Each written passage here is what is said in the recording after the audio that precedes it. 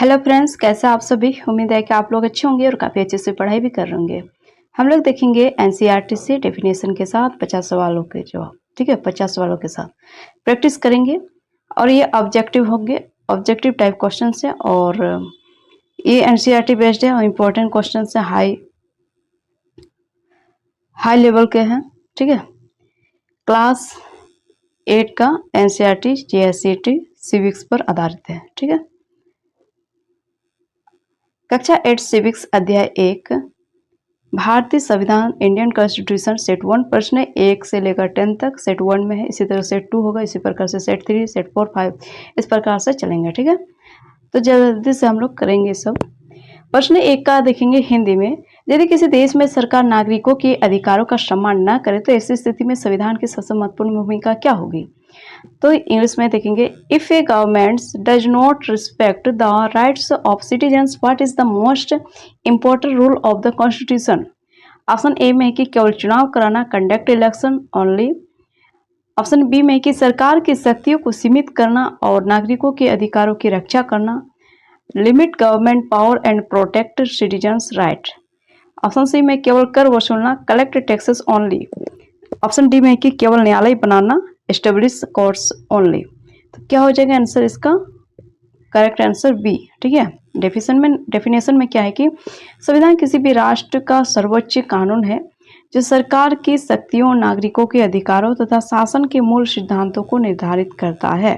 ठीक है, क्या है, संविधान किसी भी राष्ट्र का सर्वोच्च कानून होता है जो सरकार की जो शक्ति होता है ना और नागरिकों की जो अधिकार होता है, शासन के मूल सिद्धांतों को क्या करता है, निर्धारित करता है। जो सरकार का शक्ति है, जो नागरिकों का अधिकार है, तो दोनों के बीच में जो सबसे इम्पोर्टेंट चीज़ है उसी के सिद्धांतों को निर्धारित करता है। ठीक है, कि सरकार की शक्ति कहाँ तक उसको यूज करें, नागरिकों के हित में कहाँ तक सरकार की शक्तियों का प्रयोग हो रहा है। तो इस प्रकार से दोनों का सही सामंजस्य होना चाहिए। ठीक है, a constitution is the supreme law of a country that defines क्या है, defines the powers of government, the rights of citizens and the principles of governance.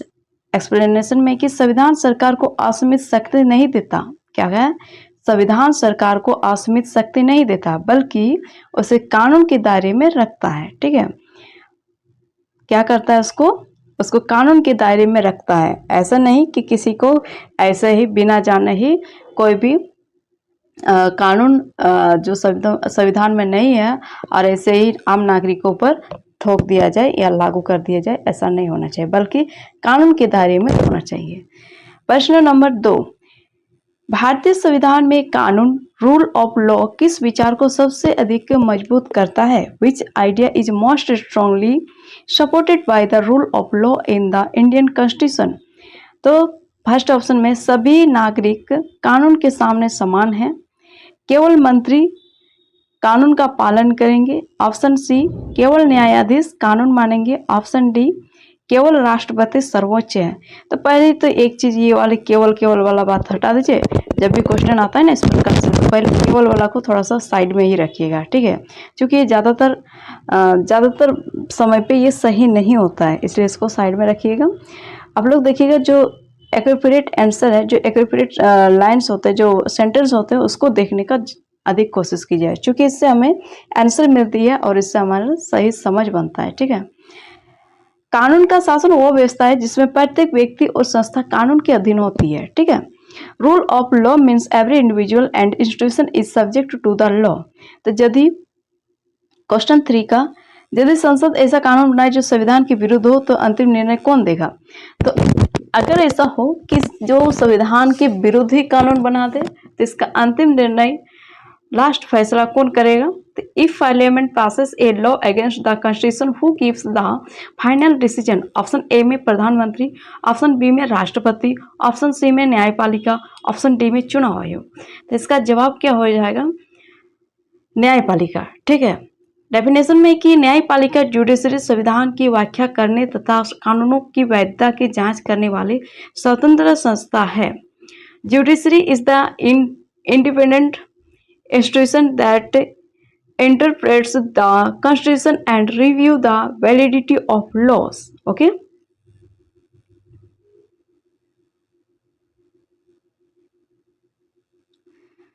प्रश्न 4, भारतीय संविधान में समानता का सबसे उपयुक्त अर्थ क्या है? What is the most appropriate meaning of equality in the Indian constitution? तो सभी लोगों की आय समान हो, सभी नागरिकों को कानून के समक्ष समान दर्जा प्राप्त हो, सभी एक ही धर्म अपनाएं, सभी एक ही भाषा बोले। तो एक चीज देखिए यहाँ पर, सभी एक ही भाषा बोले, ये चीज तो पॉसिबल हो ही नहीं सकता है, क्योंकि भारत के मतलब पद मतलब क्या कहते हैं, प्रत्येक कोष पे जो बानी बदलता है ना, जो भाषा बदलता है, तो यहाँ पर एक भाषा कैसे हो सकता है? तो हो ही नहीं सकता है। सभी एक ही धर्म, यहाँ पर धर्म वाला भी बात नहीं हो सकता, क्योंकि यहाँ पर अलग अलग धर्म के लोग रहते हैं। सभी नागरिकों को कानून के समक्ष समान दर्जा प्राप्त हो, तो ये वाली बात सही है। ठीक है। समानता का अर्थ है बिना किसी भेदभाव के सभी नागरिकों के साथ समान व्यवहार। Equality means treating every citizen equally without discrimination. प्रश्न 5 में हिंदी में है कि भारतीय संविधान में मौलिक अधिकारों का मुख्य उद्देश्य क्या है? What is the primary objective of fundamental rights? तो ऑप्शन ए में है कि सरकार को अधिक शक्ति देना, ऑप्शन बी में है कि नागरिकों की स्वतंत्रता एवं गरिमा की रक्षा करना, ऑप्शन सी में है केवल चुनाव कराना, या फिर ऑप्शन डी में केवल कर एकत्र करना। तो पहली वाली बात तो ये केवल वाला को हम लोग को हटा देना है। जो सरकार को अधिक शक्ति देना, तो सरकार को अधिक शक्ति देना, ये वाली बात भी गलत है। लेकिन नागरिकों की स्वतंत्रता एवं गरिमा की रक्षा करना, ये सबसे बड़ी बात है। आप एक चीज बात सोचिएगा ना, जरा गौर कीजिएगा, जब भी हम सिविक्स की बात करते हैं ना, तो कोई भी बात ऐसा पक्ष नहीं होना चाहिए कि सरकार के पक्ष में ज़्यादा हो लेकिन नागरिक के पक्ष में कम हो। ये वाली बात कभी नहीं हो सकता है। ज़्यादातर मायने में नागरिकों के लिए ही सरकार बने हैं, ना कि सरकार नागरिक के लिए। तो सरकार किस नागरिकों के लिए सरकार बने हैं, ना कि नागरिक सरकार के लिए। तो सरकार नागरिक के अनुसार ही काम करना पड़ेगा ना, सरकार को नागरिक के अनुसार ही काम करना पड़ेगा।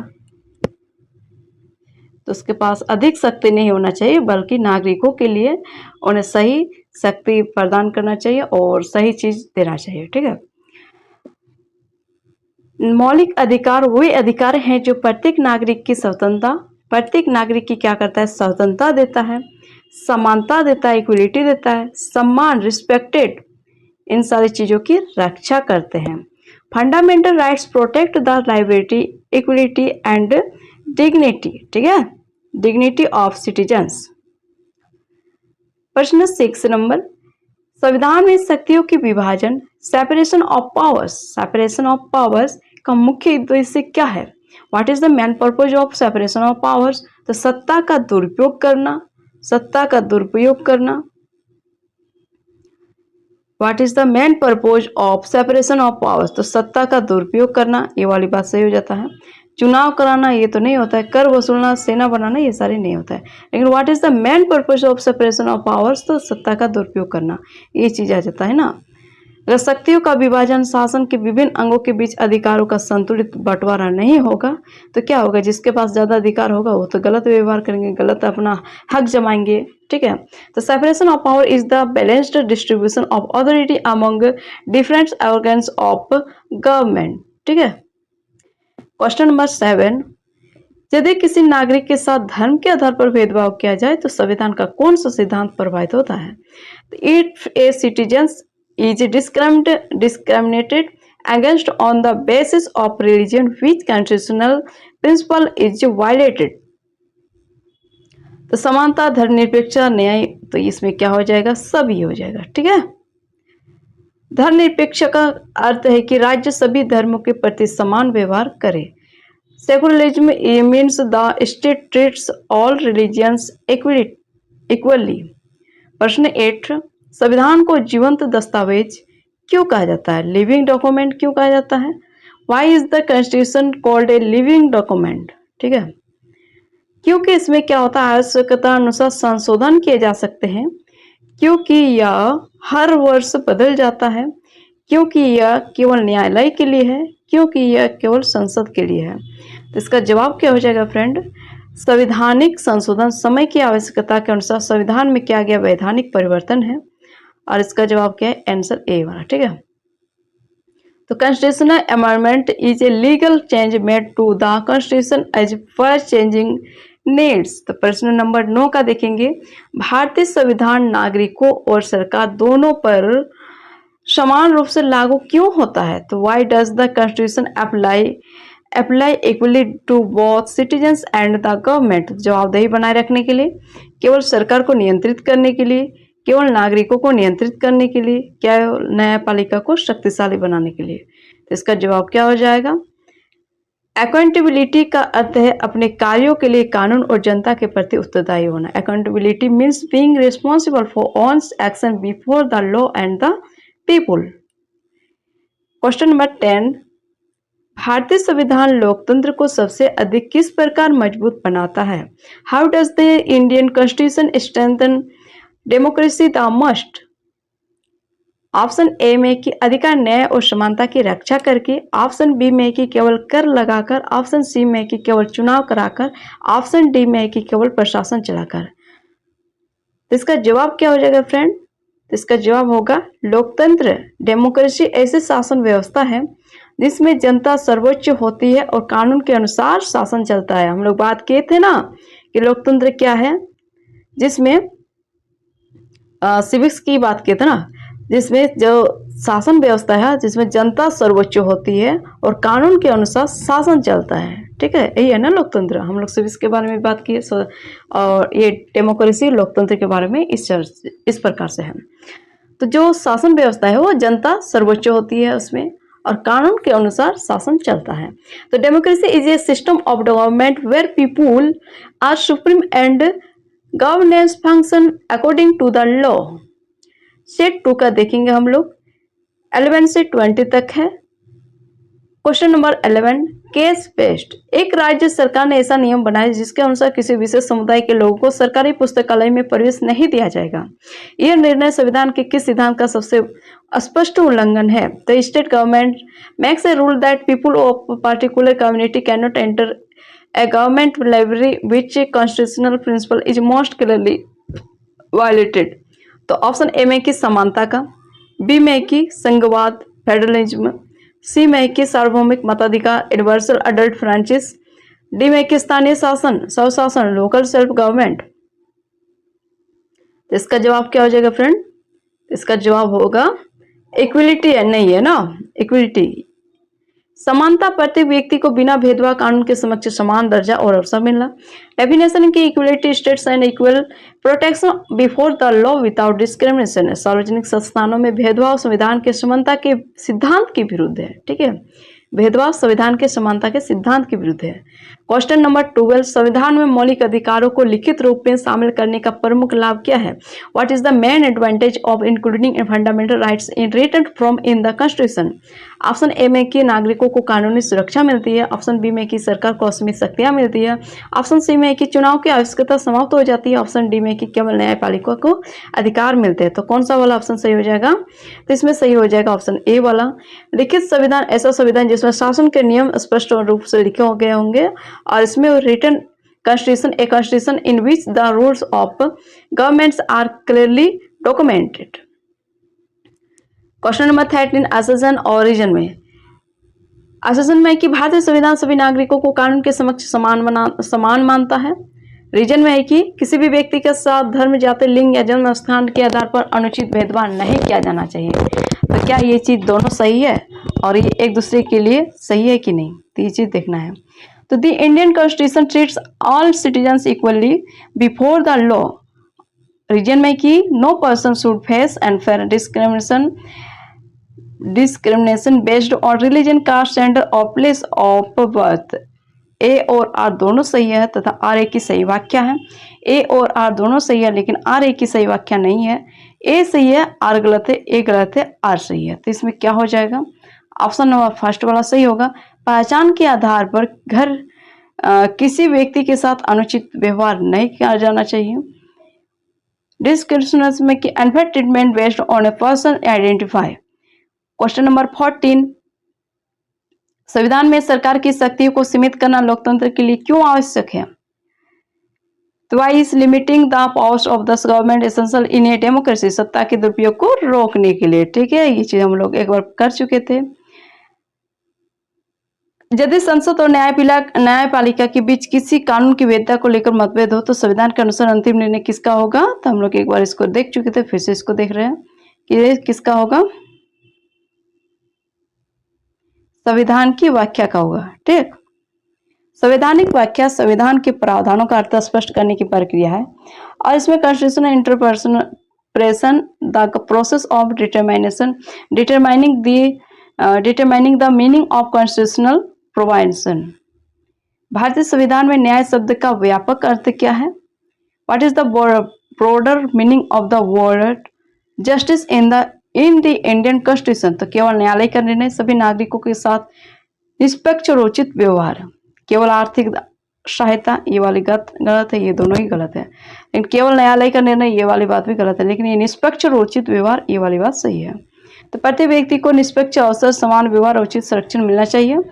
Fair treatment, equal opportunity and proper protection for every individual.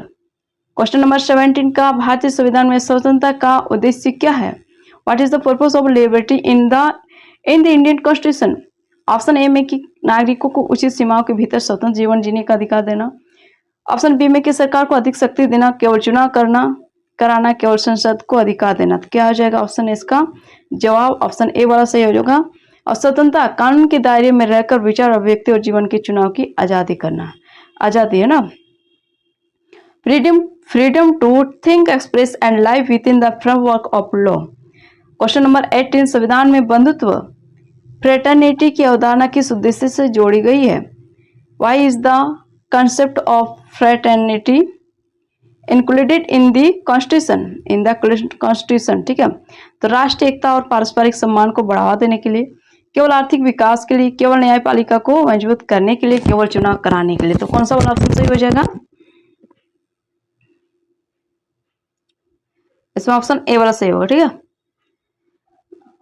बंधुत्व, सभी नागरिकों के बीच सम्मान, सहयोग और राष्ट्रीय एकता की भावना। ठीक है, इसका फ्रेटर्निटी होगा a spirit of brotherhood, mutual respect and national unity. Question number 19 concept based है और इसमें है कि यदि किसी कानून का उद्देश्य केवल एक वर्ग को लाभ पहुंचाना हो और बाकी नागरिकों के साथ अनुचित व्यवहार हो तो वह संविधान के किस मूल्य से सबसे अधिक टकराएगा?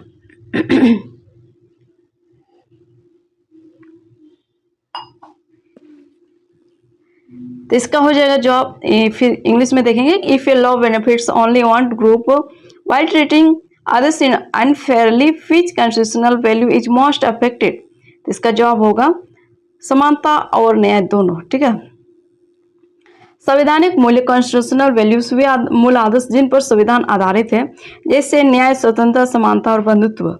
Constitutional values the core ideal of the country's constitution including justice, liberty, equality and fraternity। प्रश्न नंबर 20 भारतीय संविधान को लोकतांत्रिक शासन की रीढ़ क्यों कहा जा सकता है? Why can the Indian Constitution be called the backbone of democratic governance?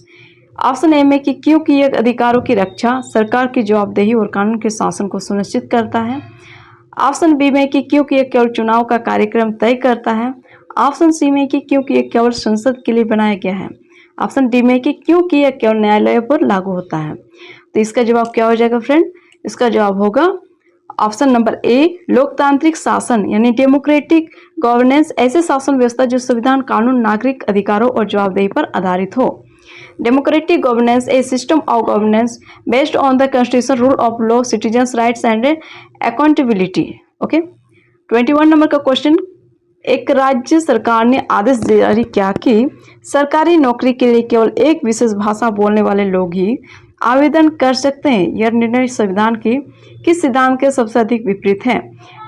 State government announces that only people speaking a particular language can apply for government jobs, which constitutional principle is most clearly violated?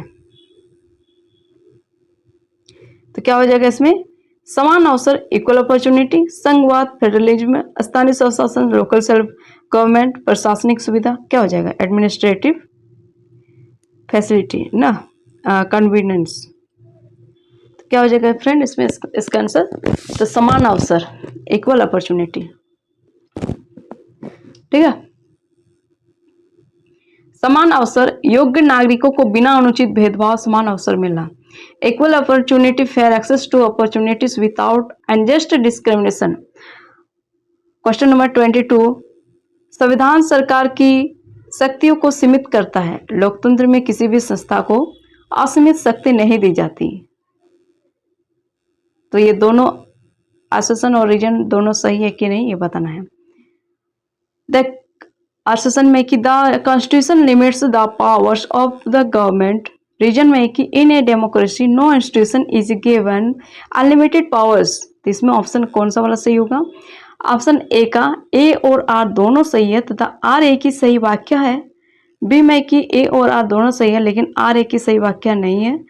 ए सही है लेकिन are गलत है, ए गलत है लेकिन are सही है। तो कौन सा वाला ऑप्शन सही हो जाएगा? तो इसमें ऑप्शन ए वाला सही हो जाएगा। ठीक है, सीमित शासन संविधान द्वारा नियंत्रित शासन व्यवस्था है। Limited government functioning with in constitutional limits. ठीक है, क्वेश्चन नंबर 23, यदि किसी नागरिक के मौलिक अधिकार का उल्लंघन हो तो लोकतांत्रिक व्यवस्था में सबसे उचित उपाय क्या है? If a citizen's fundamental rights is violated, what is the most appropriate constitutional remedy? तो न्यायालय के सहारा लेना, बी में कि समय कानून बनाना, कर देना, बंद कर देना, चुनाव का बहिष्कार कराना। तो इसका जवाब क्या हो जाएगा फ्रेंड? तो इसमें जवाब होगा संवैधानिक उपचार अधिकारों के उल्लंघन पर न्यायालय से संरक्षण प्राप्त करने की व्यवस्था। ठीक है, तो ऑप्शन ए वाला न्याय का सहारा लेना होगा। और constitutional remedy, legal protection provided by courts when rights are violated. जो हिंसा होता है ना, कोई किसी को मर्डर कर देता है तो कहाँ जाते हैं? कोर्ट ही जाते हैं ना न्याय मांगने के लिए। क्वेश्चन नंबर 24, संविधान में नागरिकों के अधिकार और कर्तव्य दोनों का उल्लेख क्यों किया गया है? Why does the Constitution mention both rights and duties of citizens? तो ऑप्शन ए में कि अधिकार और जिम्मेदारी के बीच संतुलन बनाए रखने के लिए। ऑप्शन बी में कि केवल सरकार की सहायता के लिए। ऑप्शन सी में कि केवल न्यायालयों के लिए। ऑप्शन डी में कि केवल चुनाव के लिए। तो कौन सा वाला जवाब हो जाएगा सही? तो इसका जवाब होगा करेक्ट आंसर ए, मौलिक कर्तव्य, राष्ट्र और समाज के प्रति नागरिकों की जिम्मेदारियां। Fundamental duties, responsibilities of citizens towards the nation and society. प्रश्न नंबर 25 स्टेटमेंट बेस्ड है। निम्नलिखित कथनों पर विचार कीजिए। संविधान सरकार की शक्तियों को नियंत्रित करता है। संविधान नागरिकों को अधिकार प्रदान करता है। संविधान केवल संसद पर लागू होता है। तो सही विकल्प क्या हो जाएगा? तो consider the following statements. The constitution limits government powers. The constitution grants rights to citizens. The constitution applies only to parliament.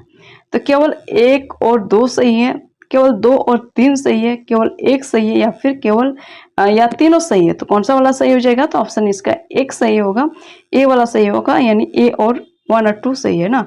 संविधान सरकार की शक्तियों को नियंत्रित करता है। ठीक है, संविधान नागरिकों को अधिकार प्रदान करता है, लेकिन ये जो केवल वाली बात हो गया ये गलत हो गया। तो इसका डेफिनेशन देखेंगे तो संविधान के अनुसार संचालित शासन व्यवस्था, Constitutional government governance carried out according to the Constitution। 26 number का क्वेश्चन, यदि सरकार बिना किसी कानूनी प्रक्रिया के किसी नागरिक की संपत्ति जब्त कर ले तो यह किस सिद्धांत को विरुद्ध होगा? If the government confiscates a citizen's property without legal procedure, which principle is violated? तो कानून का शासन, रूल ऑफ लॉ, स्थानीय स्वशासन, सार्वभौमिक मताधिकार, संघवाद। तो कहाँ जाएंगे हम लोग? कानून के पास जाएंगे ना, लॉयर के पास। कानून का शासन प्रत्येक सरकारी कार्य कार्य कानून के अनुसार होना चाहिए। Rule of law, every government action must be based on law. ठीक है, क्वेश्चन नंबर 27, भारतीय संविधान में न्याय, स्वतंत्रता, समानता और बंधुत्व जैसे आदर्श मुख्य रूप से कहाँ व्यक्त किए गए हैं? तो where are the ideals of justice, liberty, equality and fraternity primarily expressed in the Indian constitution? तो इसका कौन सा वाला जवाब होगा सही? अब ऑप्शन देख रहे हैं। प्रस्तावना, प्रियम्बल। ऑप्शन बी अनुसूचियां, शेड्यूल्स। ऑप्शन सी परिशिष्ट, अपेंडिसेस। ऑप्शन डी नियमावली, रूल्स। करेक्ट आंसर इसका क्या हो जाएगा? ए, प्रस्तावना। संविधान की मूल भावना और उद्देश्य का संक्षिप्त परिचय क्या है? Did introduce introductory statement expressing the philosophy and objectives of the Constitution. Question number 28. एक विद्यालय ने केवल आर्थिक रूप से संपन्न छात्रों को छात्र परिषद के चुनाव में भाग लेने की अनुमति दी, यानी जो अमीर है उसी को भाग लेंगे, उसी को चुनाव लड़ने की अनुमति दिया गया। यह निर्णय संविधान के किस मूल्य के विरुद्ध है? तो जो अमीर है वही चुनाव लड़ेगा, तो ये संविधान के किस मूल्य के विरुद्ध है? तो पता करते हैं, देखते हैं इंग्लिश में क्या है। ए school allows only financially well off students to contest student council election which constitutional value is well violated. Option A में समानता, बंधुत्व, संघवाद, प्रशासनिक नियंत्रण। तो ये समानता का वो विरुद्ध काम कर रहे हैं ना। समानता सभी को निष्पक्ष अवसर और समान व्यवहार मिलना देते हैं, ठीक है। Equal treatment and fair opportunity for everyone. Question number 29. संविधान में नागरिकों के अधिकारों की रक्षा के साथ साथ सरकार की जवाबदेही सुनिश्चित करना क्यों आवश्यक है? Why is the necessary to ensure both protection of citizens' rights and government accountability? क्या हो जाएगा फ्रेंड इसका जवाब? ऑप्शन ए लोकतंत्र को प्रभावी बनाने के लिए, ऑप्शन बी केवल प्रशासन चलाने के लिए, ऑप्शन सी केवल चुनाव कराने के लिए, या फिर ऑप्शन डी केवल कर संग्रह के लिए। तो इसका ऑप्शन जवाब हो जाएगा ए वाला ऑप्शन सही है। जवाबदेही सार्वजनिक पद पर कार्य करने वालों को अपने कार्यों के लिए उत्तरदायी होना है। Accountability the responsibility of public officials for their actions. Question number 30। यदि किसी लोकतांत्रिक देश में संविधान का सम्मान समाप्त हो जाए तो सबसे पहले किस पर नकारात्मक प्रभाव पड़ने की संभावना होगी? If respect for the constitution disappears in democracy, what is the most likely to be affected first? तो नागरिकों के अधिकार और कानून का शासन, या फिर केवल मौसम, या फिर केवल व्यापार, केवल प्रतियोगी। पहले केवल वाला को हटा दीजिए, बाद में जो बचा वही आंसर सही हो जाएगा। तो नागरिकों के अधिकार और कानून का शासन, ठीक है, इस पर इफेक्ट पड़ेगा। संविधान व्यवस्था ऐसी व्यवस्था जिसमें शासन संविधान के अनुसार चलता है और नागरिकों के अधिकार सुरक्षित रहते हैं। Constitutional order is system in which governments follows the constitution and protect citizens rights. Set 4 का क्वेश्चन 31 से 40 तक। एक राज्य सरकार ने आदेश दिया कि सरकारी योजनाओं का लाभ केवल एक विशेष जाति के लोगों को मिलेगा। संविधान के किस सिद्धांत का सबसे स्पष्ट उल्लंघन होगा? A state government announces that the government schemes will benefit only one particular caste, which constitutional part क्या है principle is most clearly violated. किसका उल्लंघन होगा? समानता का। Equality, B का संघवाद, फेडरलिज्म, C का प्रशासनिक सुविधा, एडमिनिस्ट्रेटिव कन्वीनियंस, और डी में स्थानीय स्वशासन, लोकल सेल्फ गवर्नमेंट। इसमें जवाब क्या हो जाएगा फ्रेंड? इसमें जवाब होगा ए वाला सही होगा, ठीक है। समानता, सभी नागरिकों को कानून के समक्ष समान दर्जा और समान अवसर प्राप्त होना चाहिए। Equality, equal status and equal opportunity before the law for all citizens. Question number 32। Assertion reason में भारतीय संविधान लोकतांत्रिक शासन को मजबूत बनाता है। रीजन में कि संविधान सरकार की शक्तियों को नियंत्रित करता है, नागरिकों के अधिकार की रक्षा करता है। तो ये दोनों सही है। The Indian constitution instance democratic governments, और रीजन में कि it limits government powers and protect citizens rights. A और आर दोनों सही। देखिए फ्रेंड्स, क्वेश्चन वही है लेकिन थोड़ा घुमा फिरा के देता है, इसलिए जवाब थोड़ा ढूंढने में दिक्कत होती है। इसलिए हम लोग 2-3 प्रकार से इस क्वेश्चन को ली हूँ ताकि हम लोग अच्छे से तैयारी कर पाए, ठीक है।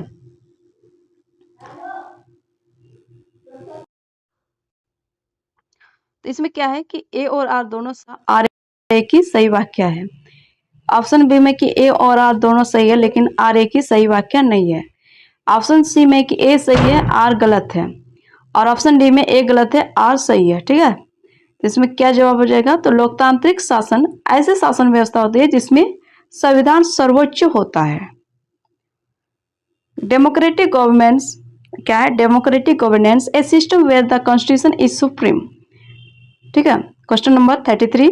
यदि किसी कानून के कारण नागरिकों की अभिव्यक्ति की स्वतंत्रता पर अनुचित प्रतिबंध लग जाए तो सबसे पहले किस संवैधानिक मूल्य पर प्रभाव पड़ेगा? If a law imposes unreasonable restriction on freedom of expression, which constitutional value is affected first? Option A में कि स्वतंत्रता लिबर्टी, ऑप्शन बी में कि संघवाद फेडरलिज्म, ऑप्शन सी है कि स्थानीय शासन लोकल गवर्नमेंट, ऑप्शन डी है कि प्रशासनिक व्यवस्था एडमिनिस्ट्रेशन। तो इसमें जवाब क्या होगा फ्रेंड? करेक्ट आंसर होगा ए वाला। तो स्वतंत्रता होना चाहिए, कानून के दायरे में रहकर विचार और व्यक्ति की आज़ादी होना चाहिए। अब देखेंगे क्वेश्चन नंबर 34, स्टेटमेंट बेस्ड है। निम्नलिखित कथनों पर विचार करना है। संविधान नागरिकों को अधिकार देता है, संविधान सरकार की शक्ति को सीमित करता है, संविधान लोकतंत्र की रक्षा करता है। ये सारी चीज तो हम लोग देख सकते हैं, देख लिए ना। तो इसमें सही विकल्प क्या होगा? तो इसमें हो जाएगा आपका ऑप्शन नंबर 1 और 2, तीनों 1, 2 और 3 तीनों सही है ना। तो संविधान शासन संविधान के अनुसार संचालित शासन व्यवस्था है। अब देखेंगे 35 नंबर का, संविधान में मौलिक अधिकारों को न्यायालय द्वारा लागू किए जाने योग्य क्यों बनाया गया है? Why are fundamental rights made enforceable through courts? Option A में कि ताकि अधिकार केवल पुस्तकों तक सीमित न रहे, केवल नागरिकों को अधिकार देने के लिए, केवल सरकार को लाभ पहुंचाने के लिए, केवल संसद को शक्तिशाली बनाने के लिए।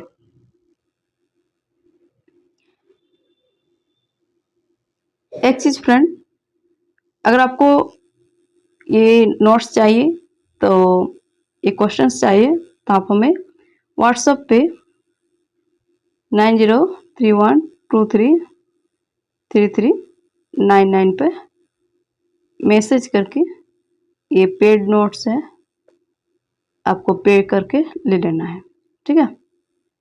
ये आपका हेल्पफुल होगी, काफ़ी कम प्राइस से, दिक्कत नहीं होगी। आपके 2 ट्रॉफी के बराबर, जो आप ट्रॉफी खाते हैं उसी के बराबर होंगे, आपको दिक्कत नहीं होगी। क्योंकि फ्री का दिया हुआ चीज़ वैल्यू नहीं होता है, जब किसी पे पैसा लगाते हैं तो उसका वैल्यू रहता है, ठीक है।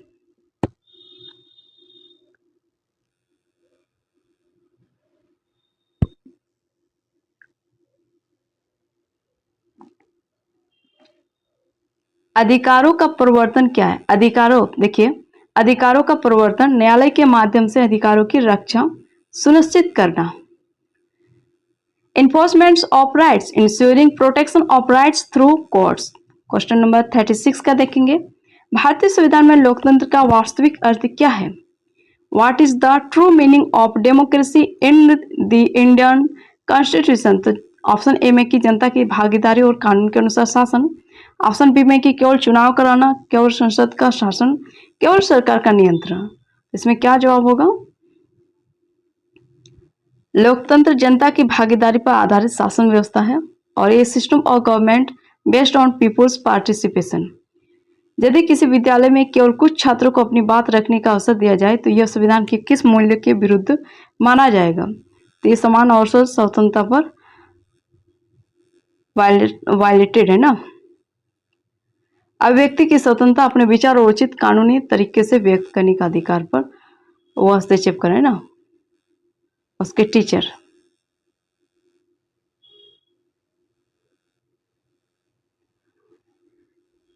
अब देखेंगे 38 नंबर का क्वेश्चन, संविधान की प्रस्तावना मुख्य रूप से किसका परिचय देता है?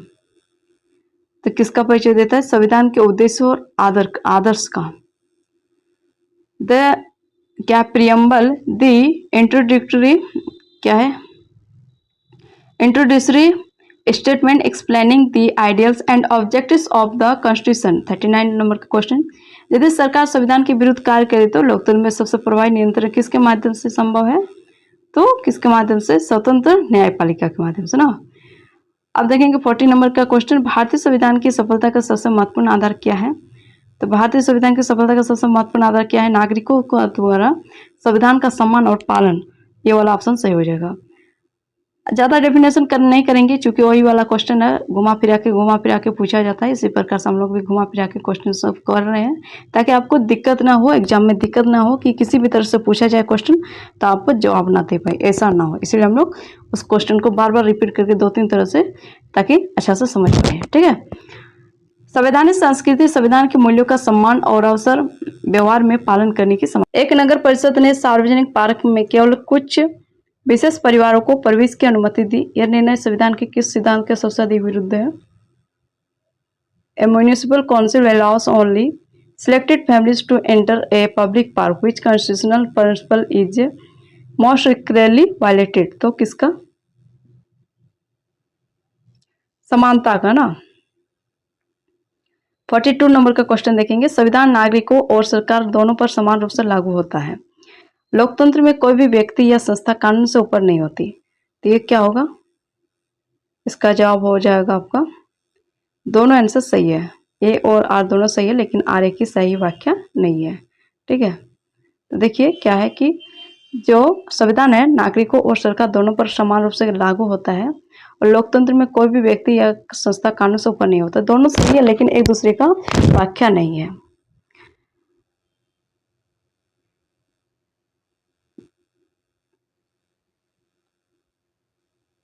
फोर्टी 43 नंबर का क्वेश्चन देखेंगे। संविधान नागरिकों के अधिकारों की रक्षा करता है। संविधान सरकार की शक्तियों को नियंत्रित करता है। संविधान सभा सार्वजनिक संस्थाओं के कार्यों को शिक्षा देता है, दिशा देता है। तो इसका सही जवाब क्या हो जाएगा? 1, 2 और 3 तीनों सही होगा। ठीक है, 44 नंबर का क्वेश्चन, यदि किसी कानून का उद्देश्य नागरिकों के अधिकारों की रक्षा करना हो तो वह संविधान के किस उद्देश्य से सबसे अधिक जुड़ा है?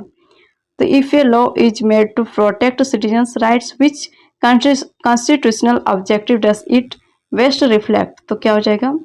एक न्याय, जस्टिस, प्रशासनिक सुविधा, एडमिनिस्ट्रेटिव कन्वीनियंस, कर संग्रह, टैक्स कलेक्शन, राजनीतिक प्रचार, पॉलिटिकल कंपाइनिंग। तो आंसर क्या हो जाएगा? ए, न्याय का। ठीक है,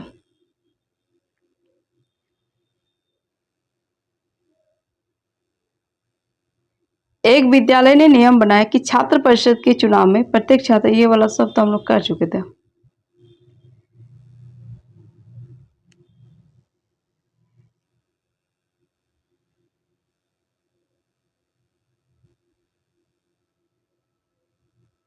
और ये खाली रिपीट क्या हुआ क्वेश्चन है। ठीक है,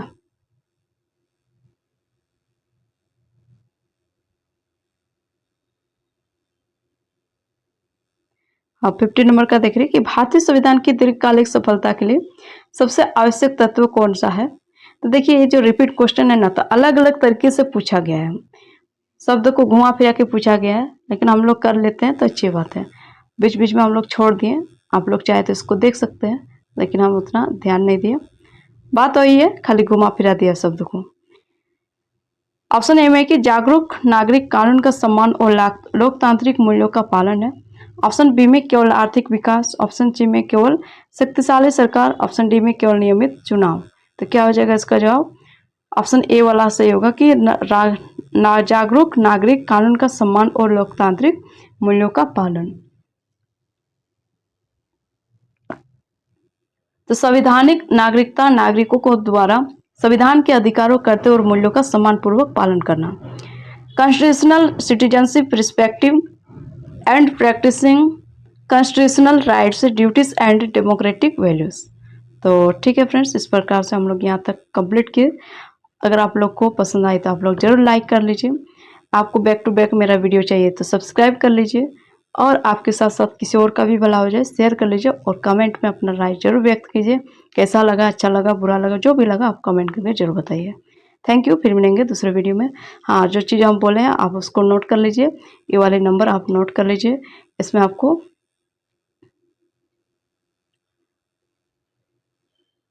मिल जाएगी। मैसेज करके रखिएगा, ये व्हाट्सअप है, मैसेज कर लीजिए, व्हाट्सअप नंबर है। ठीक है।